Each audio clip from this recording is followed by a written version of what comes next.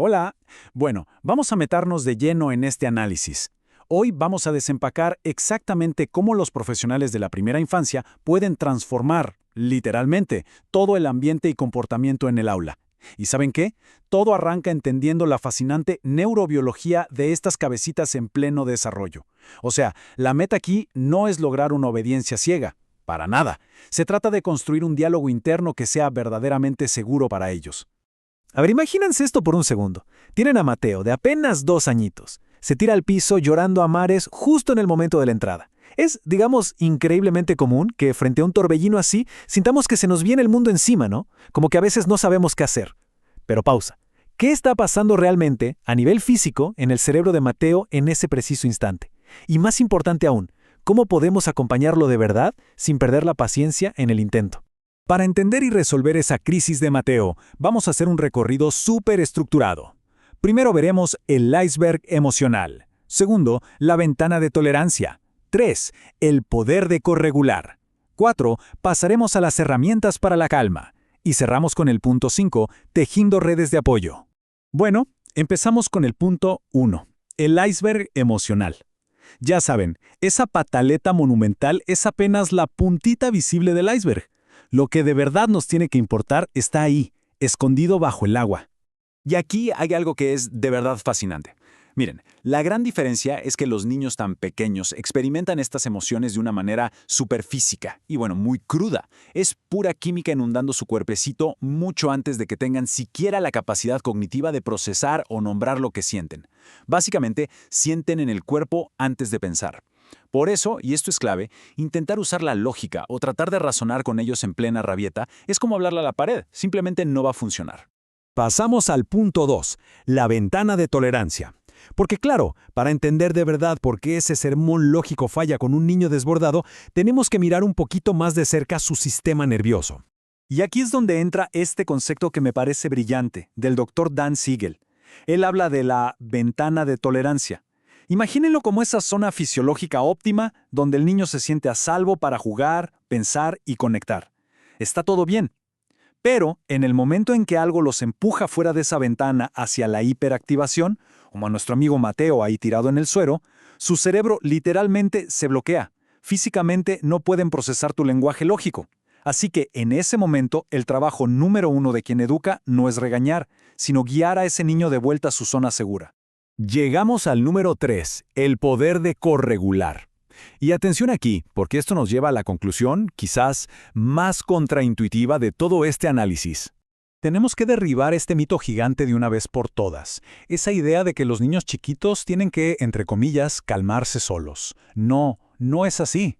La realidad es que la autorregulación es el destino final, la meta a largo plazo, pero definitivamente no es el punto de partida. A esta edad, su cerebro depende 100% de la corregulación. O sea, necesitan, literalmente, pedir prestado el sistema nervioso tranquilo de un adulto para poder apagar el incendio que tienen en el suyo. Es así de simple. Y es que resulta increíble cómo los niños leen el estado emocional de un adulto. Lo hacen como si fueras un libro abierto. Si hay tensión, ellos la sienten. Por eso, la coherencia de quienes educan lo es absolutamente todo aquí. Quienes estamos en el aula tenemos que hacer una pausa y reflexionar honestamente sobre qué nos detona a nosotros. Porque lograr ofrecer una presencia que sea genuinamente estable y tranquila, ¡wow! Ese es, sin lugar a dudas, el currículum oculto más poderoso que puedes tener en tu clase. Ok, vamos al punto 4. Herramientas para la calma. Ya que tenemos la neurociencia súper clara, vamos a lo práctico. Es hora de equipar el aula con estrategias reales que nacen de esta empatía. Fíjense en este cambio de paradigma porque es espectacular. Estamos hablando de dejar atrás la clásica y un poco punitiva silla de pensar que solo aísla para crear en su lugar un rincón de la calma. Piensen en esto como un pequeño refugio sensorial, uno que se diseña junto con los niños, lleno de diferentes texturas con pictogramas de emociones. Básicamente, funciona como un corregulador invisible en el aula, empoderando a los pequeños a regresar a su ventana de tolerancia, pero, y esto es crucial, sin una sola gota de vergüenza de por medio. Y aquí es donde la cosa se pone súper divertida. Como decíamos, a esta edad la emoción es puro cuerpo, así que podemos usar anclajes físicos o somáticos. Cosas prácticas, como jugar a inflar un globo imaginario gigante, o respirar fuego como si fueran un pequeño dragón, usar el abrazo de mariposa, o incluso hacer que empujen una pared con todas sus fuerzas. Y ojo, no se confundan, esto no es solo jugar por jugar. En realidad, son mecanismos neurológicos diseñadísimos para drenar físicamente todo ese estrés del cuerpo y encender el sistema nervioso parasimpático para volver a la calma. Es genial. Ahora, cuando surgen esos roces inevitables, ya saben, el típico pleito por un juguete o un compañero lastimado, aplicar la comunicación no violenta de Marshall Rosenberg lo cambia absolutamente todo. Son 4 pasos muy accesibles. Primero, observas los hechos sin juzgar. Segundo, nombras el sentimiento en voz alta. Tercero, reconoces cuál es esa necesidad que está ahí escondida. Y cuarto, co-creas una solución que sea segura para todos. Haciendo esto, pasamos de simplemente castigar y avergonzar a regalarles una alfabetización emocional súper profunda. Llegamos al último punto, el 5, tejiendo redes de apoyo. Porque seamos honestos, la verdadera autorregulación no pasa aislada en una burbuja dentro del aula. A ver, todos los que estamos en esto nos hemos topado con familias que traen creencias súper arraigadas y a veces punitivas. Seguro han escuchado la clásica frase de, bueno, a mí me pegaron de chiquito y salí bien. Frente a esto, es re importante que el equipo educativo no salte a juzgar. Para nada. La idea es construir una alianza súper empática con ellos, ofrecerles esta misma psicoeducación, pero de forma amable para tender puentes y no levantar muros defensivos. Pero, oigan, hay algo que no podemos ignorar de ninguna manera.